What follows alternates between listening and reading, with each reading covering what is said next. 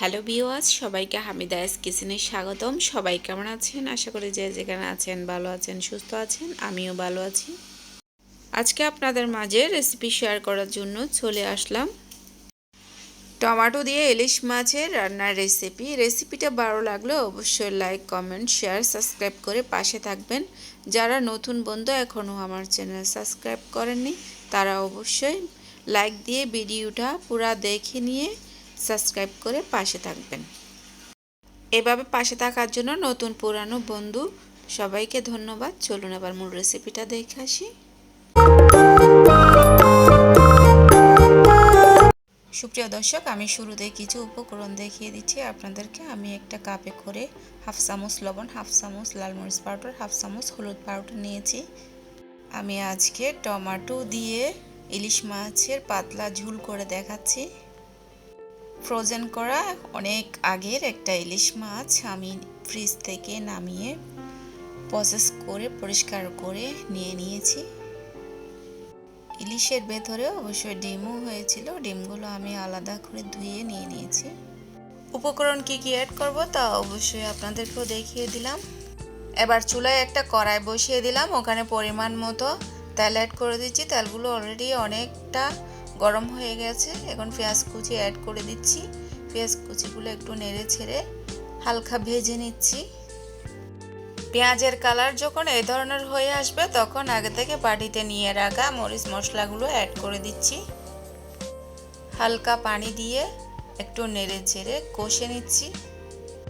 যখন লবণ, মরিচ, হলুদগুলো এভাবে করে কষে উপরে তেল ভেসে উঠবে তখন ইলিশ মাছের টুকরাগুলো এক এক করে দিয়ে দিচ্ছি।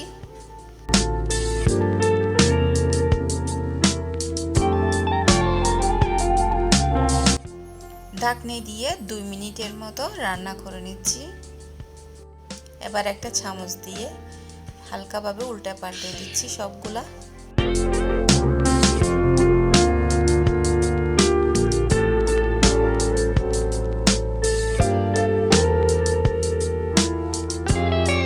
এবার ইলিশ মাছের ডিমগুলা ইলিশ মাছের টুকরার মধ্যে চামচ দিয়ে দিয়ে নিচ্ছি। এভাবে করে সবগুলা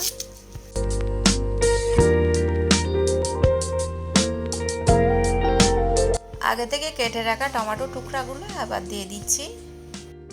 আবারও বলছি, লাইক শেয়ার করবেন। যারা এতক্ষণ পর্যন্ত আমার রেসিপি ভিডিওটা দেখছেন অথচ লাইক দিতে ভুলে গেছেন, অবশ্যই একটা লাইক দিয়ে যাবেন।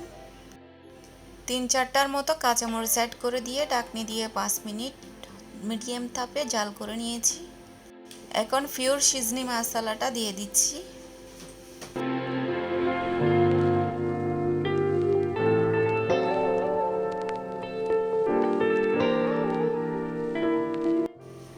ঢাকনি দিয়ে আবারও মিডিয়াম টু লো হিটে জাল করে নিলাম 5 মিনিট। এবার পরিমাণ মতো পানি অ্যাড করে দিচ্ছি।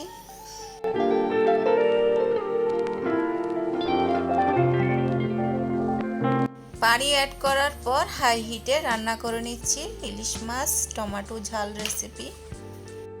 রান্নাটা এখন শেষ পর্যায়ে আমি অল্প ধনেপাতা কুচি অ্যাড করে দিয়েছি। এবার ঢাকনি দিয়ে চুলাটা অফ করে দিলাম। পরিবেশন করে আপনাদেরকে দেখিয়ে দিচ্ছি। বন্ধুরা যা যেখানে আছেন ভালো থাকেন, সুস্থ থাকেন, আমার পরিবারের জন্য দোয়া করবেন। ইলিশ মাছের টক ঝাল রেসিপিতে যদি কোনো ধরনের ভুল হয় ক্ষমা চোখে দেখবেন। এইভাবে করে ইলিশ মাছ রান্না করলে বাচ্চা থেকে মুরব্বীরা পর্যন্ত খেতে পছন্দ করবেন।